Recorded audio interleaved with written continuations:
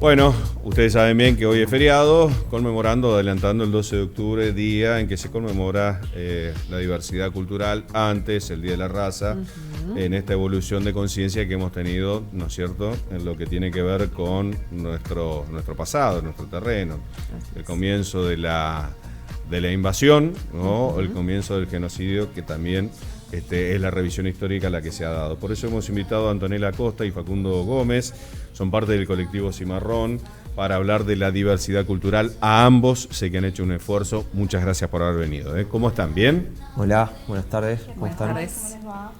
Bueno, un día muy particular hoy, ¿no? Un día feriado en el que se adelanta.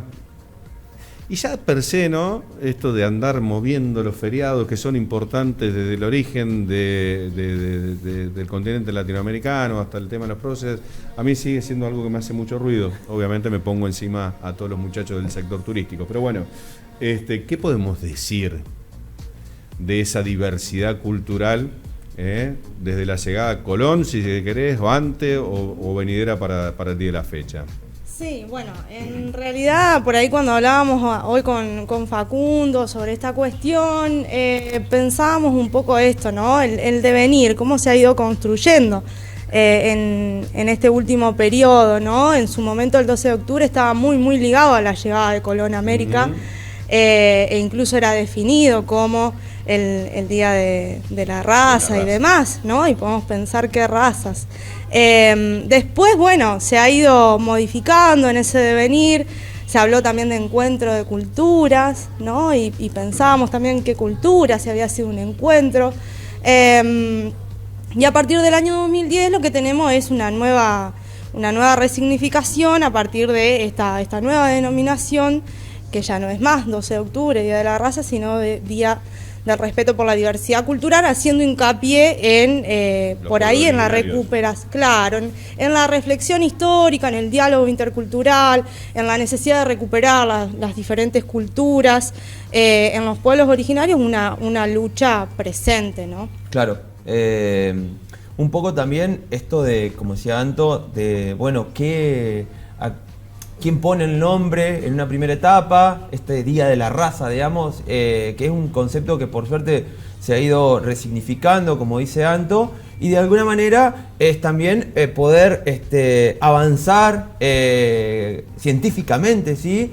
Y empezar a entender que esta idea de raza es una idea que per se, digamos, se impone, digamos, a partir del proceso de conquista, pero que en realidad las razas como razas así no existe, digamos, en los términos que fuéramos perros, científicos, digamos, sino que simplemente son adaptaciones distintas del ser humano a distintos contextos, ¿sí? A distintos contextos geográficos, y a partir de ahí, bueno, empezar a reconvertir esta idea, dejar de llamar razas a las personas y empezar porque en realidad lo único que nosotros acá tenemos que dejar muy en claro es que raza en sí hay una sola, es el Homo sapiens, somos nosotros, todas las personas que existimos en este planeta, y que a partir de ahí, bueno, por suerte, a partir de, bueno, de la lucha, como decía Antonella, y de una serie de, bueno, de ir preguntándose nuevas cosas y planteando nuevas ideas, muchas veces los pueblos originarios planteando esta idea de interculturalidad que de alguna manera lo que viene a decirnos es un poco salirnos de este corset de comodidad, si se quiere, preguntarnos algunas cuestiones que nos son incómodas, como por ejemplo qué pasó con los pueblos originarios en América, y a partir de ahí, bueno, sí, empezar a discutir un nuevo concepto donde se respeten las identidades culturales de los pueblos que preexistían a la llegada de los europeos. ¿Sabes qué me quedo pensando? Porque siempre tengo la misma duda, porque vos decís, los pueblos originarios preexistentes a la llegada de, bueno, los europeos, vamos a ponerlo en términos generales, portugueses en Brasil, los españoles en gran mayoría, ingleses en el norte, franceses, etcétera, etcétera. Bueno, el saqueo de los también de los países nórdicos a la hora del tráfico de personas fue tremendo también, ¿no? Y después pasan a ser los más proteccionistas de los derechos humanos. Pero bueno, amén de eso, yo no puedo mirar para el costado porque los argentinos, cuando fuimos argentinos ya, con Julio Argentino Roca, incluso creo que fuimos más genocidas o de igual magnitud que los mismos que vinieron desde el continente europeo. Y ya teníamos conciencia de, vamos a decirlo, de clase nacional. O ponele algo por el estilo, pero estaban en las vías de conformación de tal hecho. Entonces no podemos tampoco mirar para el costado. Y se hizo una racia única en la historia. Entonces, ¿quién fue más genocida? Por si hay un genocidómetro. Sí, bueno, no sé si hay una medida o si podemos calificar lo que sí, y es cierto, es que eso es parte de nuestra historia, digamos. No podemos obviarlo y es algo que en nuestro presente también tenemos que hacernos cargo. Creo que un poco también la idea o la esencia de esta jornada, de este feriado, en donde sí, bueno, muchos se van a ir de compra, de paseo o van a disfrutar.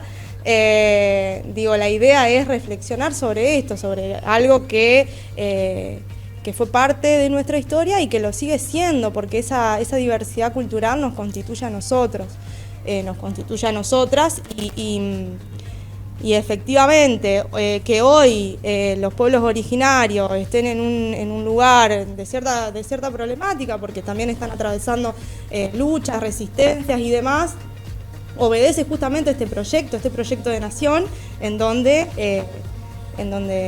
tuvo, digamos, por fin el blanqueamiento o esto de parecernos o de buscar una identidad eurocéntrica, una identidad de venimos de los barcos, algo que está muy arraigado incluso en la actualidad, digo.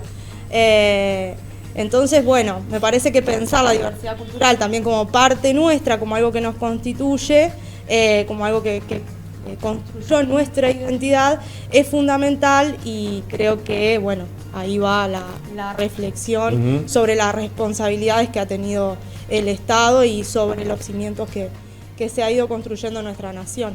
Otra cosita que yo quería ahí mencionar también es que la Constitución, como dice Antonella, del Estado, digamos, es una Constitución que se da a partir de un modelo europeo, donde los argentinos tratamos de, como decía Anto, parecernos lo más posibles a esa Europa blanca, y en realidad la Constitución... La Constitución, ahí te quiero complementar, en realidad Argentina es mitad y mitad, o 70-30, porque la mirada también de la Constitución de la autoridad fue de Estados Unidos, ¿no? No, yo decía la Constitución genética, si se quiere, de nuestra raigambre cultural. De 1853, perdona. No, está bien, pero la Constitución genética de nuestras personas, digamos, está ligada profundamente con los pueblos originarios. Claramente. Y además también hay algo que es real, digamos, y es que, si se quiere, las zonas portuarias son zonas donde muchas veces nosotros sí tenemos esta relación, si se quiere, mucho más fluida con apellidos que nos resultan más vinculados con esa Europa, pero que si nosotros nos movemos en nuestro país, si nos vamos a nuestro interior profundo, vamos a encontrar con que realmente ahí la cuestión cambia, digamos, y la tradición y las tradiciones de los pueblos originarios están profundamente arraigadas, siguen cultivando de la misma forma, siguen labrando la tierra de la misma forma, siguen trabajando con sus animales de la misma manera. Tal cual. Y ahí entramos en un brete, digamos, porque realmente esos pueblos siguen existiendo, no es que dejaron de existir. O sea, el genocidio estuvo, hay autores que lo mencionan como el primer holocausto moderno. Dussel dice que la modernidad comienza en 1492 y no con la caída del Imperio Romano de Oriente, sino que empieza en 1492 con la llegada de los europeos a América, y a partir de ahí, digamos, se genera este proceso extractivo de América hacia Europa, y a partir de ahí se plantea, digamos, esta idea de esta nueva modernidad. Y Dussel lo que dice es que el primer genocidio moderno es el perpetrado por los europeos aquí en América, y obviamente después los estados nacionales se encargaron de hacer lo mismo, así como lo hicieron en Argentina con lo que es la conquista del desierto. Pasa también con la expansión hacia la Araucanía en Chile. Va a pasar también, van a haber procesos similares en Perú y en Bolivia. O sea, los estados nacionales se encargaron de ir reprimiendo lo más posible, algo que es muy difícil, digamos, porque constitutivamente es parte de nuestra población, que son los pueblos originarios. Sí, Flor. Aprovechando que ambos son profesores de historia y justamente esto es un hecho tan lejano en el tiempo, pero que todo el tiempo se actualiza. Todos los años volvemos a pensar justamente en todas estas tradiciones que efectivamente forman parte de nuestra historia. ¿Cómo lo han trabajado? ¿Cómo intentan actualizarlo año a año? Porque es un contenido que realmente es muy lejano en el tiempo, pero a la vez tiene arraigambre en el presente. Sí, bueno, por ahí no sé, Facu, pero en mi caso trato siempre de trabajarlo, de traerlo al presente. Por supuesto, uno trata de situar a los estudiantes en tiempo y espacio, ¿no? Y de trabajar el hecho o el suceso histórico y toda la coyuntura que después le va a dar su impronta.